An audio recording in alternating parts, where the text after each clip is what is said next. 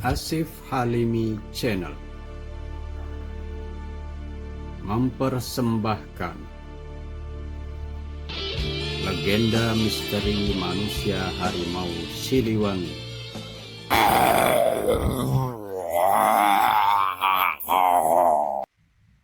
Assalamualaikum warahmatullahi wabarakatuh. Dikisahkan dalam kitab Babat Cirebon, Prabu Siliwangi yang bergelar Ratu Dewata Wisesa merupakan salah satu dari raja tanah Jawa yang moksa atau mati dengan membawa jasadnya menghilang ke alam kahayangan. Alam kahayangan merupakan alam lain atau dimensi lain yang ada di alam dunia. Atau menurut agama Hindu, atau agama Buddha, atau agama Sunda Wiwitan disebut alam nirwana, atau alam para dewa. Namun dalam agama Islam disebut juga alam jin, dan ada pula masyarakat yang menyebutnya alam siluman. Wallahu a'lam bishawab. Yang pasti, dalam surah Al-Fatihah, makna lafaz al-alamin dari kata Rabbil Alamin artinya alam sangat banyak dan hanya sedikit yang diketahui oleh manusia. Konon dikisahkan dalam tulisan Babat Cirebon, saat Pedukuhan Cirebon telah menjadi kerajaan Kasunanan, dan pada tahun 1482 Masehi atau bertepatan dengan tahun 903 Hijriah, sudah terjalin hubungan saling mengirim utusan antara Prabu Siliwangi dengan putranya yakni Pangeran Walangsungsang atau Pangeran Cakrabuana dan cucunya yakni Sunan Gunung Jati. Pada tahun itu pula, sang putra dan sang cucu bersama rombongan dari Cirebon akan datang ke Pajajaran untuk berkunjung, sekaligus mengislamkan Prabu Siliwangi beserta kaum kerabat yang lain. Mendengar kabar tersebut, sang ayah atau Prabu Siliwangi yang telah lama memendam kerinduan terhadap anak-anak dan cucu-cucunya bersiap-siap menyambut kedatangan tamu dari Cirebon. Keraton Pajajaran telah dihias dan sanak kerabat telah berkumpul untuk menyambut kedatangan para putra dan cucu dari Cirebon. Namun tiba-tiba datang Eyang Talibarat ke Keraton Pajajaran dengan tergesa-gesa. Eyang Talibarat adalah pengasuh atau pemomong para raja tanah Pasundan. Beliau mencegah Prabu Siliwangi dan anak kerabatnya memeluk agama Islam dan tunduk kepada cucunya sendiri, yakni Sunan Gunung Jati. Sang Prabu tidak dapat menolaknya. Lalu Eyang Talibarat memerintahkan agar Prabu Siliwangi beserta sanak kerabat dan para pembesar keraton yang lain untuk menghilang dari pandangan mata manusia, atau ngahayang, yakni bersembunyi di alam kahayangan. Dan keraton Pajajaran ditanami pusaka lidi lelaki oleh Eyang Talibarat hingga nampak menjadi hutan belantara.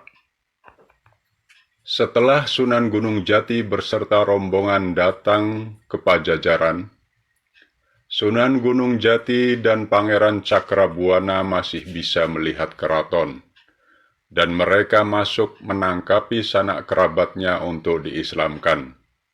Sebagian ada yang mau masuk Islam, dan sebagian lagi tidak mau memeluk agama Islam. Termasuk yang tidak mau memeluk agama Islam adalah Prabu Siliwangi. Namun mereka yang tidak mau masuk Islam telah berubah wujud menjadi harimau belang dan macan putih, dan telah berpindah alam ke alam siluman. Dan mereka yang tidak mau masuk Islam telah berjanji akan masuk Islam di akhir zaman, karena mereka bisa hidup sampai hari kiamat.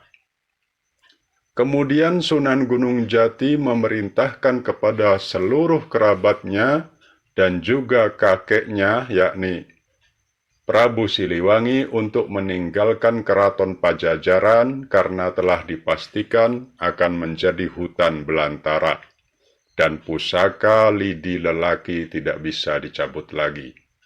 Dan sebagian dari kerabat Sunan Gunung Jati yang menjadi harimau siluman diminta untuk berjaga di beberapa wilayah. Mengapa Prabu Siliwangi memilih menghayang atau menghilang dan tidak memilih berperang melawan anak cucunya sendiri? Tentu beliau memiliki kebijaksanaan. Jika kalah dalam perang, tentu sangat malu, dan jika menang, tentu sangat tidak pantas. Maka beliau memilih tidak berperang. Itulah sekilas kisah Prabu Siliwangi dan harimau siluman.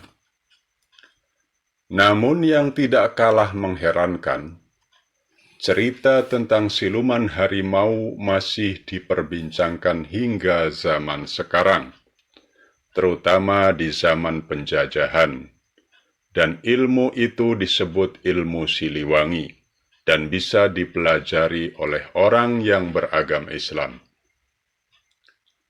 Konon dikisahkan, pada zaman penjajahan, banyak orang mempelajari ilmu harimau Siliwangi karena ingin selamat atau ingin bisa bertahan hidup dari kekejaman manusia pada saat itu. Salah satunya adalah seorang kakek bernama Jarsam. Beliau menikah lama tapi tidak memiliki anak, maka beliau mengangkat keponakannya sebagai anak. Seperti pada umumnya orang yang hidup di pinggir hutan, maka ia berkebun atau bertani, bercocok tanam di hutan. Dan apabila mendapatkan binatang hutan, seperti kijang dan lain-lain, maka kakek Jarsam membawa pulang dalam keadaan hidup dan hanya dipatahkan kaki-kakinya saja, karena takut orang rumah mengira kakek Jarsam menyembelih binatang itu dengan cakarnya ketika mengejar binatang buruan dan wujudnya berubah menjadi harimau. Karena termakan usia, kakek Jarsam pun meninggal. Setelah melewati 40 hari, sang keponakan yang diangkat olehnya sebagai anak bermimpi bertemu kakek Jarsam, dan kakek Jarsam berkata, "Nak, sampaikan kepada Sultan Cirebon, kakek ingin diberi tugas berjaga di sini saja menjaga anak cucu sendiri. Karena kakek ini orang Islam yang beribadah, tentu kakek tidak bisa makan sembarangan binatang yang tidak halal seperti teman-teman kakek di hutan." Setelah kakek Jarsam memberikan wasiat kepada anak angkatnya, sang anak angkat pun tersentak kaget dan terbangun dari tidurnya. Waktu menunjukkan lewat tengah malam dan ia bergegas membuka pintu rumah belakang. Maka nampak di hadapannya seekor harimau besar sedang duduk menunggunya. Lalu ia pun berkata, "Baiklah paman, nanti akan saya sampaikan kepada Sultan Cirebon." Lalu harimau itu menghilang. Sesungguhnya banyak sekali kisah-kisah orang yang pernah bertemu dengan manusia harimau ketika mencari ikan di malam hari, atau menunggu kebun yang hendak panen, atau sengaja menginap di hutan karena kebunnya jauh dari rumah. Salah seorang yang pernah ditemani oleh harimau siluman adalah Pak Ismail yang merupakan narasumber saya dalam video yang berjudul Legenda Misteri Siluman Ular Lembu dan Misteri Penampakan Naga Emas dan Naga Hijau. Konon beliau berkisah, ketika masih menjalani hidup sebagai pencari ikan, setiap sore setelah sholat asar beliau datang ke bendungan Sumur Dalem sebelah selatan kampung kami untuk memasang pancing tajur. Dalam beberapa hari ada seorang kakek yang selalu mengikutinya dalam jarak sekitar 10 meter.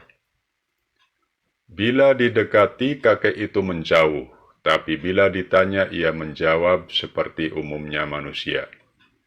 Hingga pada suatu hari, Pak Ismail menjebak kakek tersebut dan ingin melihat wajahnya dari dekat. Ternyata wajah kakek tersebut tidak memiliki cekungan di bawah hidung seperti pada umumnya manusia. Dan pada hari berikutnya, karena penasaran, takut dan juga jengkel, selalu diikuti oleh kakek yang tidak ia kenal dan tidak mau didekati, maka Pak Ismail melemparkan golok yang biasa ia bawa ke arah kakek tersebut. Namun tiba-tiba sang kakek berubah wujud dan melompat mengaum dengan auman harimau lalu menghilang. Itulah sekelumit cerita tentang manusia harimau. Secara detailnya, saya tidak tahu, tapi mungkin ada persamaan antara legenda siluman harimau di tanah Sumatera dan Jawa. Wallahu a'lam bishawab. Semoga terhibur dan sampai ketemu lagi di episode berikutnya. Wassalamualaikum warahmatullahi wabarakatuh.